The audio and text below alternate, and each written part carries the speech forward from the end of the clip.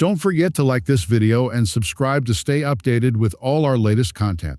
Join us and never miss out on the excitement. The aftermath of the plane crash unfolds as prisoner interviews reveal chaotic events on board. One particularly large prisoner, chained to a guard, gruesomely severs his own hand to escape. Meanwhile, Reddington is transferred to an FBI cell, where he is chained down.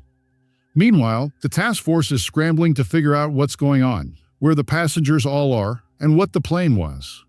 The plane flew undetected across American airspace out of Bogota, and passengers on board are so far identified as criminals. Interviews with captured ex-passengers are of them claiming to have been kidnapped and put on the plane. None of them knows who any of the others were, and don't know any Berlin. But that a giant Russian prisoner with a hood was brought on board and seemed to be in charge. Tom meets with a man in a rundown apartment and gives him a list of the people on the task force. Elizabeth Keene demands to meet with Reddington. Reddington is informed he has a visitor, who turns out to be Alan Fitch. Fitch doesn't agree with the decision his colleagues made about cutting ties with Reddington, and is unhappy about the intelligence failure on the plane. He tells Reddington he's going to give him a chance. He's arranged the transfer, and the rest is up to him. Fitch warns that the task force is being targeted. Reddington is being transferred in an SUV by Walter Gary Martin, who has been ordered to help him escape. He knocks out the FBI agents in the car and escapes in the subsequent crash. He calls Elizabeth from a payphone and warns her the task force is being targeted.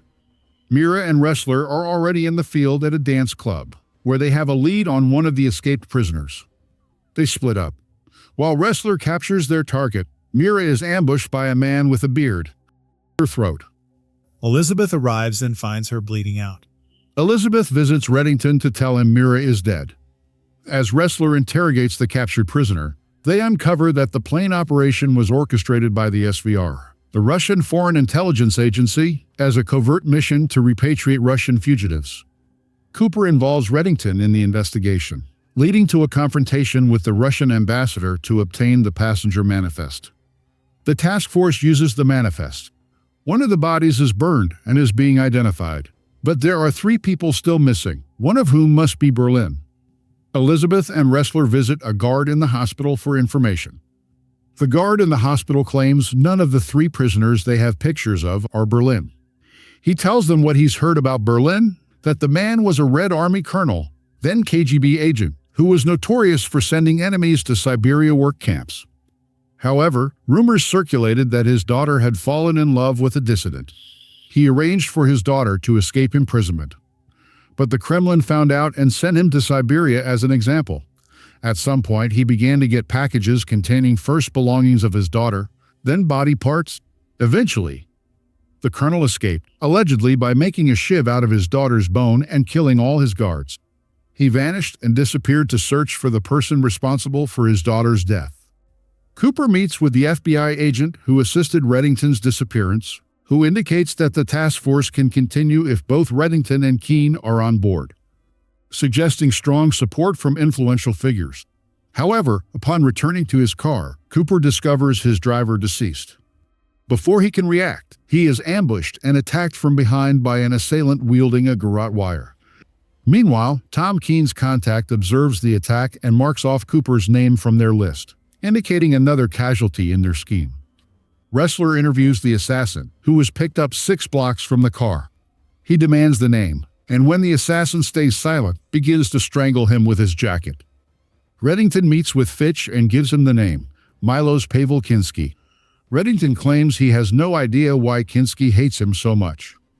Reddington asks Fitch to find Kinski for him, and Reddington will take care of the rest.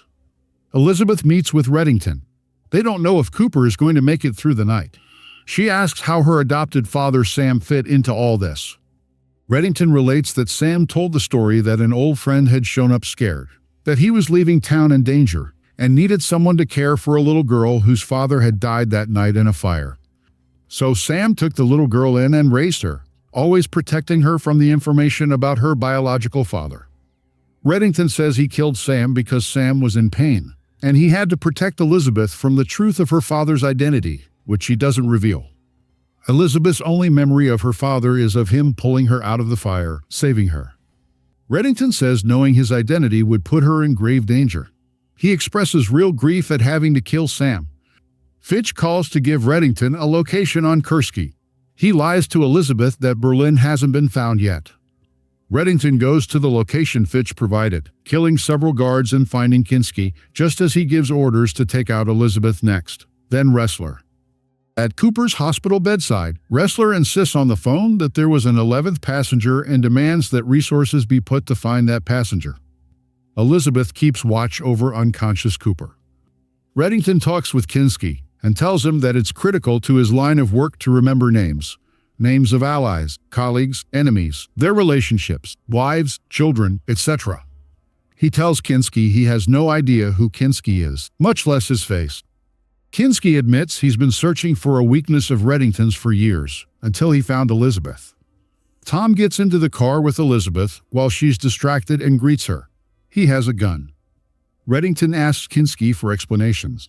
He shoots Kinski in the hand and hip when Kinski doesn't talk, when he threatens Kinski's kneecap. Kursky tells him it's about Beirut, 2010, which Reddington identifies as the Campolongo incident. Tom Keene bursts in with Elizabeth as a hostage. Kursky commands Tom to kill her. Reddington kills Kinski, then surrenders himself to Tom in exchange for Elizabeth. Tom shoots at Reddington. Elizabeth wrestles with Tom for control of the gun, and in the struggle she shoots Tom. She subsequently shoots him 2 more times. Reddington offers to kill him, but she asks him to leave while promising to finish it. After he leaves, Tom apologizes to her and whispers in her ear before going unconscious. The news reports that all prisoners have been apprehended. The prisoners are informed by Ressler that they'll be incarcerated indefinitely. Aram tells Elizabeth and Ressler that the body of the John Doe was identified and wasn't a prisoner. They realize that the 3rd guard they interviewed in the hospital must have been Berlin. When the prisoners said the giant cut off his hand, they meant the giant cut off his own hand, not the guard's hand. Elizabeth and Ressler burst into the hospital room, but Berlin is already gone. Elizabeth tells Reddington that the man he killed wasn't Berlin, but Reddington already knew. He wants Berlin to think he thinks Berlin is dead. Reddington tries to convince Elizabeth to stay with the task force, but she refuses. Elizabeth moves out of her house. Cooper starts stirring in his coma. A SWAT team show up at the site where Reddington killed fake Berlin and find the body but no Tom. Elizabeth shows up as Reddington and Dem prepare to leave the country.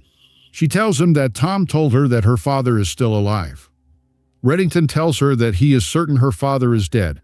It's implied she will stay with the task force to look for Berlin.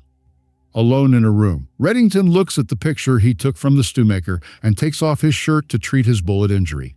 His back is covered with burn scars. See you in the next video.